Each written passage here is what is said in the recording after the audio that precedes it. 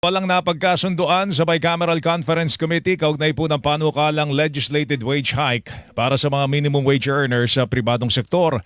Ayon kay Gabriela, Party List Representative Arlene Broses, isa sa mga may akda ng panukala sa Kamara, matigas umano ang posisyon ng Senado na 100 pisong dagdag sa sahod kumpara sa kanilang bersyon ng dagdag sahod na 200 pesos. Kinumpirma ng mambabatas na naglabi ang House contingent sa Bicameral Conference Committee kamakalawa. Samantala, napiko naman ang Senado sa Kamara dahil ipinadala lang ang kanilang bersyon ng legislated wage hike bill kung kailan patapos na ang 19th Congress.